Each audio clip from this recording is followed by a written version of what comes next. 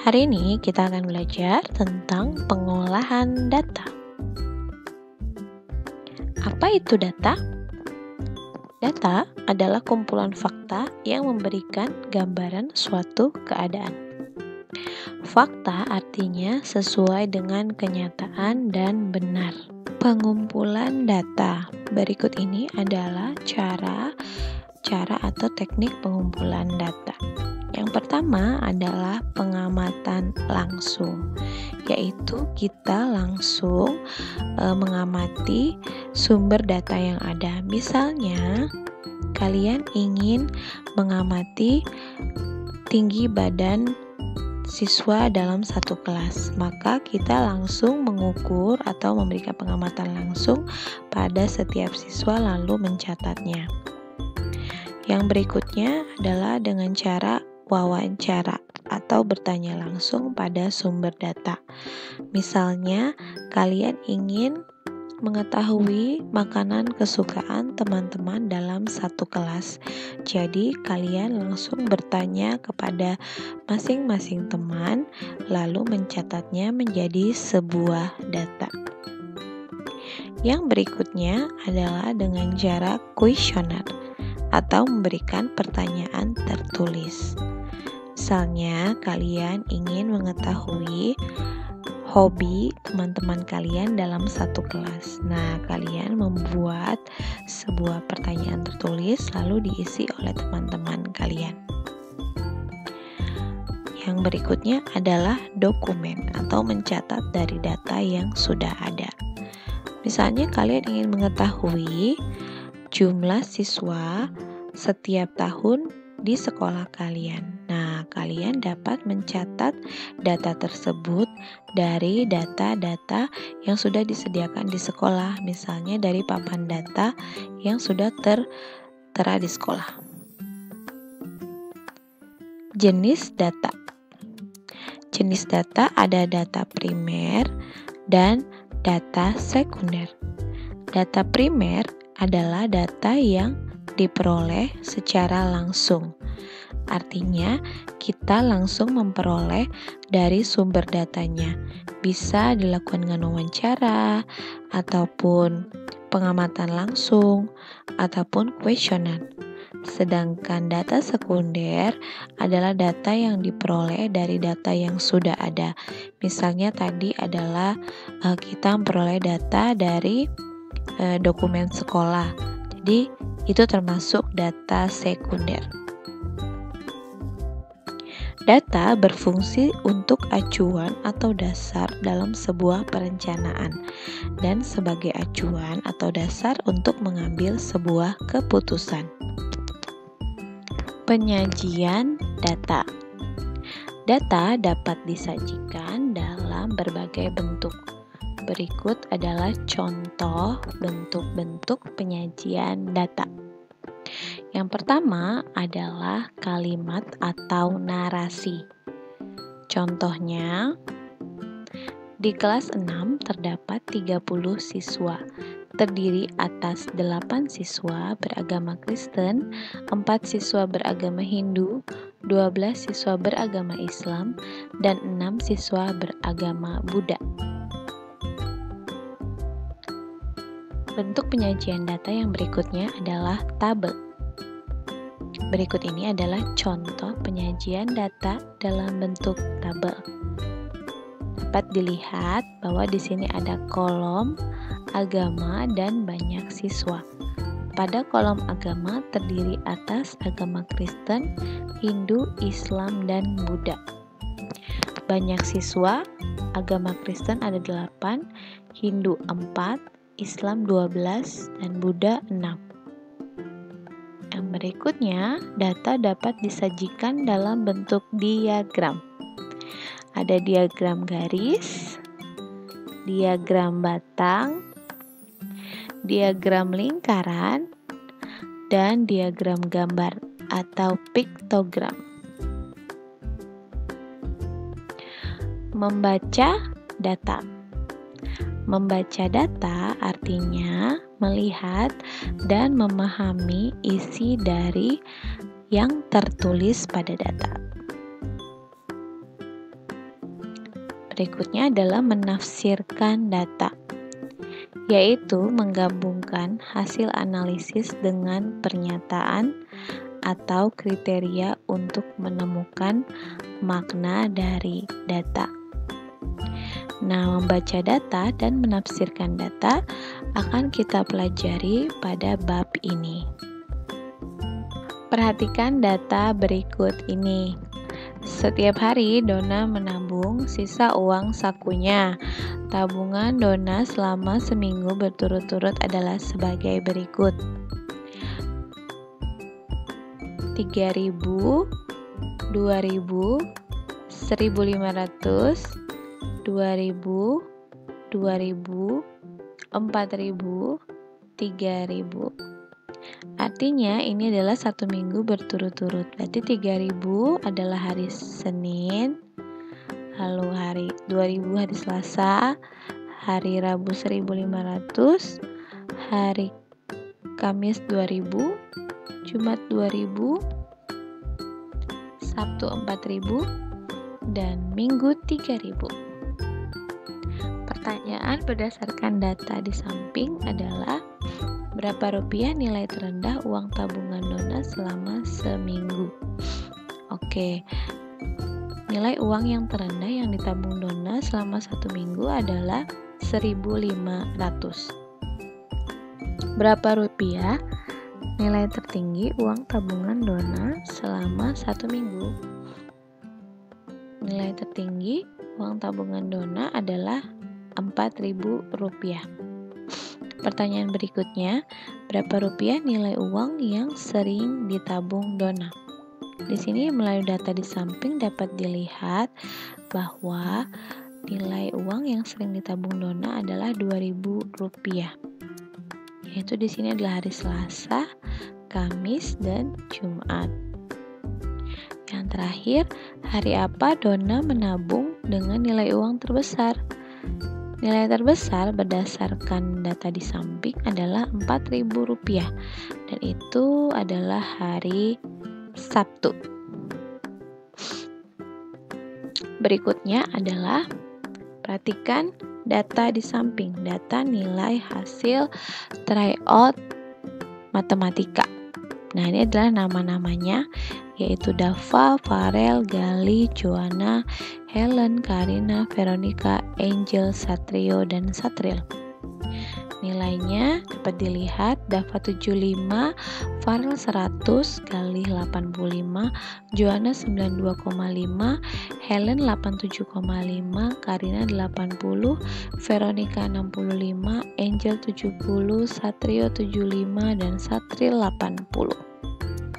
Pertanyaan berdasarkan data di samping, nilai tryout matematika tertinggi diperoleh oleh siapa? Di sini terlihat nilai tertingginya adalah 100, diperoleh oleh Farel. Lalu nilai tryout matematika terendah diperoleh oleh siapa? Dapat dilihat nilai terendahnya yaitu diperoleh oleh Veronica. Siapa saja yang mendapat nilai di bawah 75? Nah, kita harus tahu nih, di bawah 75 berarti yang nilainya 70 dan 65. Diperoleh oleh Veronica dan Angel. Ada berapa siswa yang mendapat nilai di atas 80? Berarti mulai dari 85 sampai 100. Ada Farel, Gali, Joanna, dan Helen. Berarti ada 4 siswa. Perhatikan data produksi kopi berikut. Ini adalah data produksi kopi.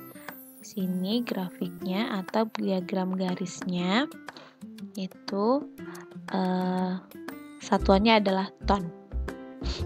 Mari kita lihat. Pertanyaannya berdasarkan diagram garis di samping, berapa ton produksi kopi tahun 2013?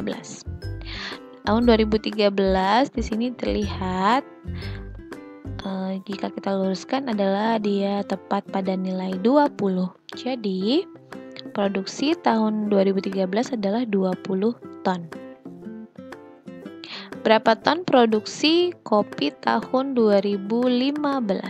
Oke, tahun 2015 di sini tepat pada garis 20. Jadi dapat diketahui bahwa produksi tahun 2015 adalah 20 ton. Berapa ton produksi kopi tahun 2016? Tahun 2016 di sini di antara 40 dan 50. Artinya tengah-tengahnya berarti 45. Berarti tahun 2016 produksi kopinya adalah 45 ton. Tahun berapa yang memproduksi kopi paling banyak? Nah, dapat dilihat di sini bahwa yang tertinggi adalah tahun 2016. Nah, ini adalah diagram gambar dari hasil panen ikan tawes pada bulan Januari sampai dengan Mei. Nah, setiap gambar satu ikan itu mewakili 1 kuintal. Jadi kalau Januari ada 4 ikan, artinya adalah Januari hasil panennya adalah 4 kuintal. Februari ada 5 ikan, artinya bulan Februari hasil panennya adalah 5 kuintal. Dan seterusnya. Pertanyaannya berdasarkan data di samping, berapa kuintal hasil panen ikan tawes pada bulan Januari? Nah, di sini Januari ada 4 ikan, artinya 4 kuintal. Bulan berapa yang menghasilkan ikan tawes paling sedikit? Nah, paling sedikit berarti kita lihat ikan yang paling sedikit. Ini ada 2 ikan yaitu bulan Mei, yaitu 2 kuintal. Bulan berapa yang menghasilkan ikan tawes paling banyak? Dapat terlihat di sini bahwa ikan terbanyak adalah di bulan Februari, yaitu 5 kuintal. Berapa total hasil panen ikan tawes dari Januari sampai Maret? Oke, kita akan hitung.